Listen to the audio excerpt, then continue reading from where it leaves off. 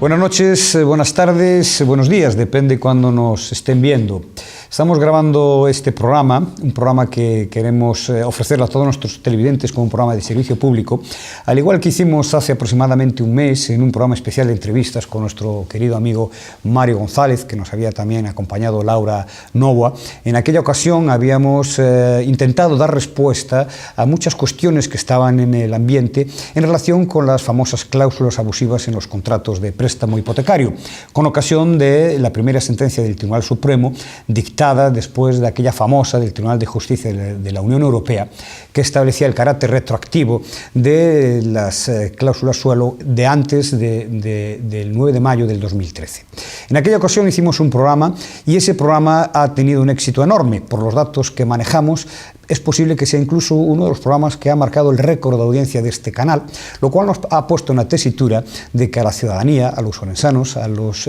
televidentes de Aurea Televisión, les interesa muy y mucho estas cuestiones y estar informado sobre todas aquellas cuestiones relacionadas con sus derechos. Por lo tanto, hemos planteado recuperar esta fórmula que habíamos iniciado el año pasado, a fin de, con una frecuencia que posiblemente no baje de una vez al mes, venir a este plató a plantear cuestiones de interés para los ciudadanos, cuestiones jurídicas sobre sus derechos y que intentaremos ir resolviendo. En este primer programa de hoy vamos a tratar 4 cuestiones.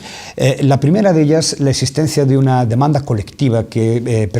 ha presentado la Asociación Galega de Consumidores y Usuarios, ACOUGA, que se tramita actualmente en el Juzgado Mercantil de La Coruña, para intentar recuperar de todos aquellos clientes de Abanca la cláusula suelo en los excesos pagados por intereses de cláusula suelo con anterioridad al 9 de mayo del año 2013. En segundo lugar, vamos a hablar de una sentencia que se publicó hace unos días del Tribunal Supremo, en la que declara que una cláusula suelo de un contrato de préstamo hipotecario suscrito con la Caja Rural de Teruel es legal. Es una de las primeras sentencias que nos encontramos en esta cuestión y la gente está preocupada sobre si esto en alguna manera ha modificado o cambiado algo el planteamiento sobre las reclamaciones de cláusula suelo. Vamos a despejar dudas.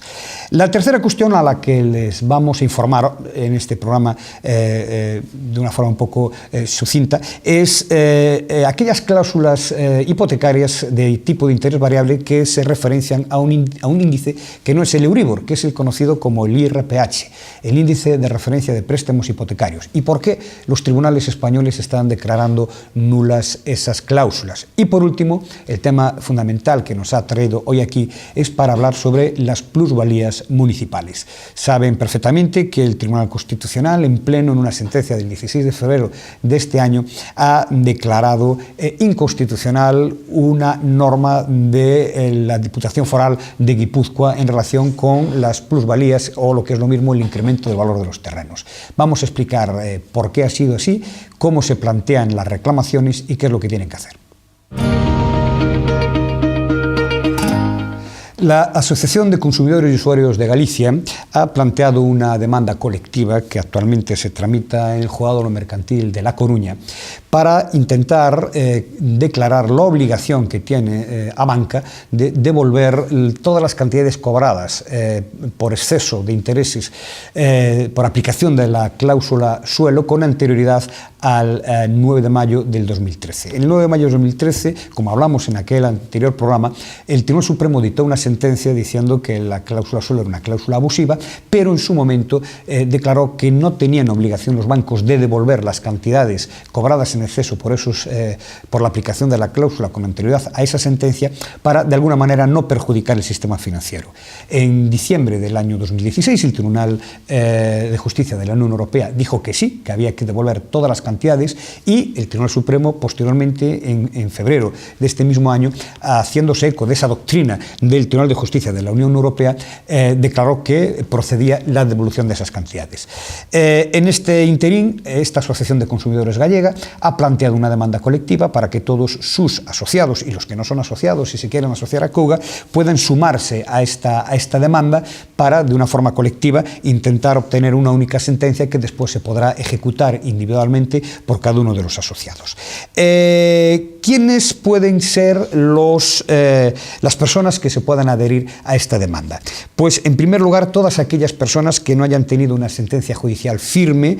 bien sea favorable o desfavorable, en el marco de un proceso individual contra banca. En segundo lugar, todas aquellas que no se encuentren en estos momentos incursas en un proceso judicial por las mismas características contra banca, es decir, que estén reclamando ya judicialmente la devolución de la cláusula suelo. También aquellas otras que no hayan llegado a ningún tipo de acuerdo judicial, extrajudicial con la banca, ni hayan iniciado la reclamación previa a que se refiere el decreto aprobado por el Gobierno, que le concede un plazo de 3 meses a los bancos para poder resolverlos. Y todas estas personas tienen de plazo para adherirse a esta demanda hasta el día 4 de abril del 2017, toda vez que se publicó en el Boletín Oficial del Estado la admisión a trámite de la demanda y el plazo de adhesión. He dicho el 4, es el 14 de abril. El procedimiento se sigue en el Juzgado Mercantil número 1 de La Coruña, es el procedimiento ordinario 251/2016, y quienes se pueden adherir a esta demanda son todos aquellos que hayan tenido préstamos con garantía hipotecaria suscritos con las antiguas cajas Caixa Galicia, Caixa Nova y Nova Galicia Banco, con anterioridad al mes de mayo del 2013. Todas estas personas pueden adherirse, para ello necesitan personarse a través de un procurador y asistidos de un letrado, o pueden, si son asociados de Acouga, o si quieren asociar a Acouga, valerse de los servicios jurídicos de Acouga que están dirigiendo esta demanda. El Tribunal Supremo ha hecho pública una sentencia el pasado 15 de febrero en la cual se desestima un recurso de casación que pretendía la nulidad de una cláusula suelo de la Caja Rural de Teruel por falta de transparencia, al entender que la condición cumplía los requisitos de transparencia establecidas en su propia jurisprudencia desde la sentencia famosa de dicho tribunal del 9 de mayo del 2013. ¿Por qué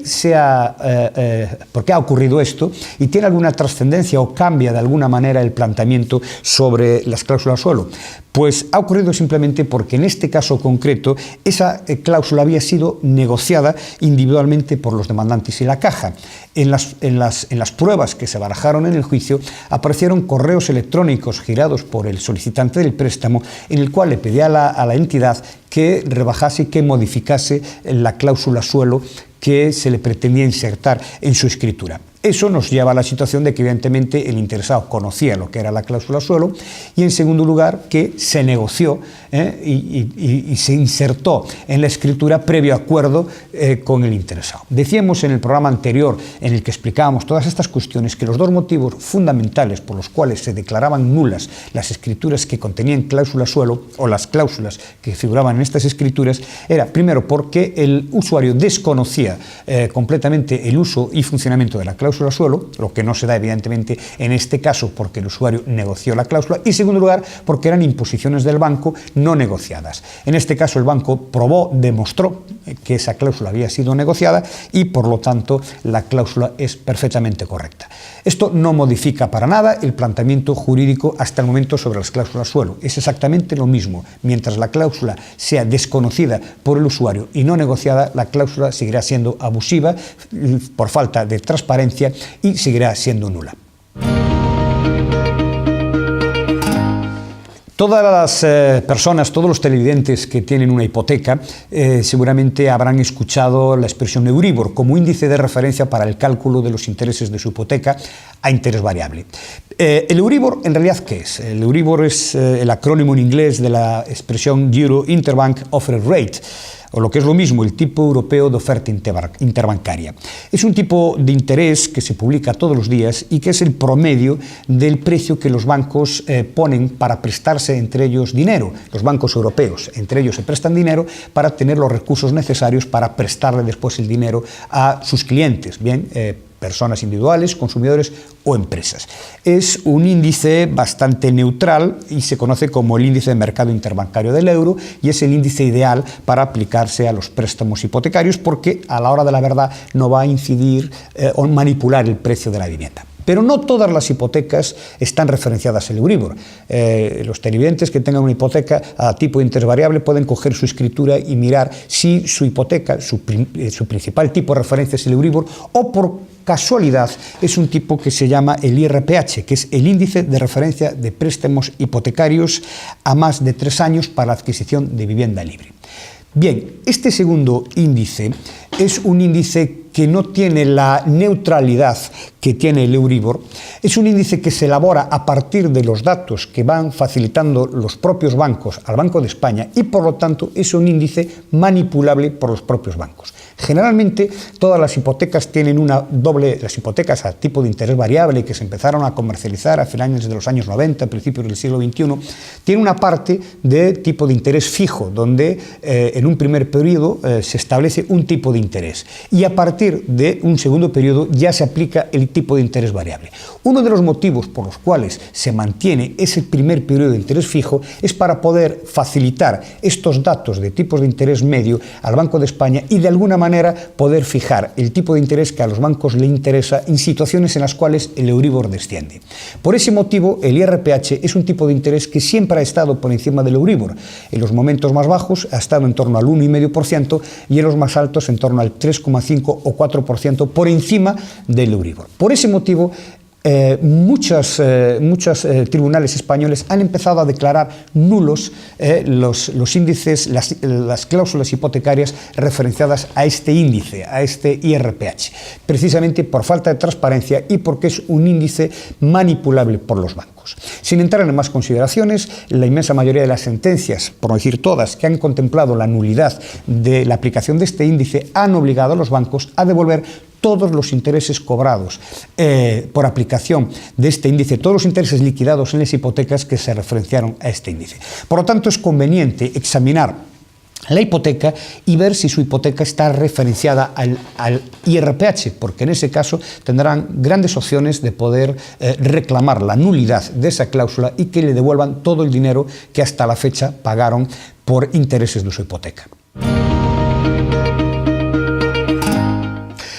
Como supongo que ya se habrán enterado por los medios de comunicación, porque ha tenido bastante repercusión, incluso a nivel político, el Pleno del Tribunal Constitucional, el día 16 de febrero de este año, declaró en una sentencia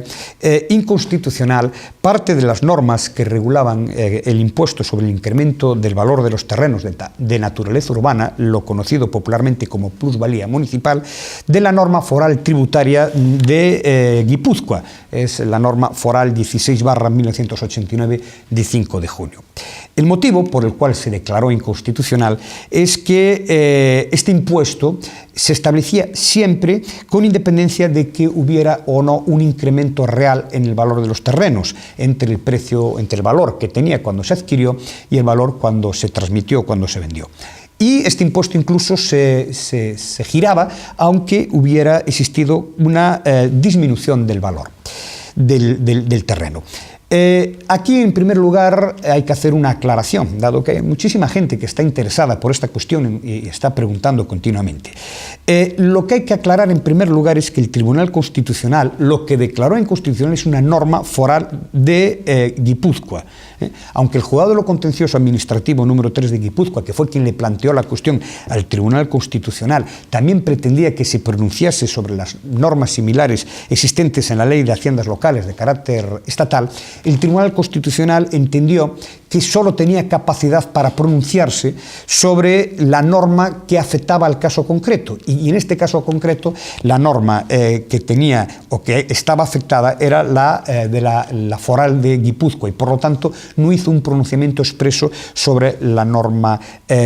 estatal. Sin embargo, es evidente que a nadie se le escapa que, dado que existen numerosas cuestiones de inconstitucionalidad relativas a este tema planteadas contra la Ley de Haciendas Locales estatales por más de 30 juzgados de lo contencioso administrativo de todo el territorio nacional, conociendo el criterio que ha adoptado el Tribunal Constitucional al resolver esta cuestión, se entiende que este criterio se va a extender a la Ley de Haciendas Locales cuando se resuelvan evidentemente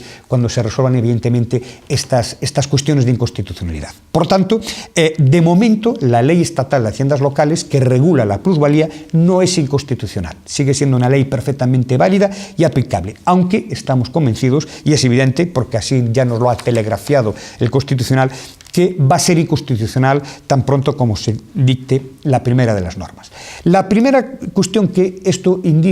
nos conduce y que nuestros televidentes tienen que saber, que si ahora planteamos un recurso contencioso en vía administrativa, la norma que va a tener que aplicar el juez contencioso administrativo es la Ley de Haciendas Locales, que todavía sigue vigente. Por lo tanto, o procede esperar a que el Tribunal Constitucional se pronuncie, o para evitar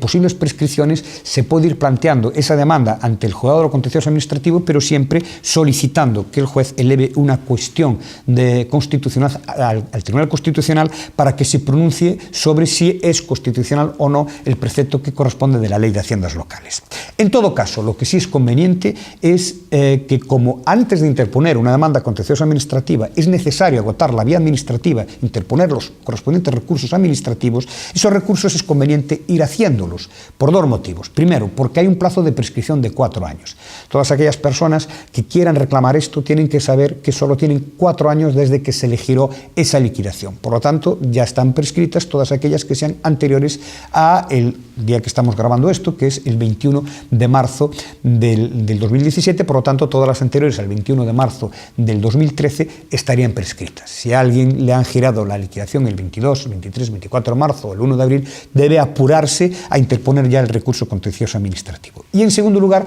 porque vamos a reclamar que con la devolución de las cantidades que se han pagado se giren intereses, y los intereses se van a girar y van a computar desde la fecha en que se produce la reclamación en vía administrativa, por lo cual cuanto más tiempo se tarde en formular la reclamación, más tiempo se va a tardar en comenzar a girar los intereses.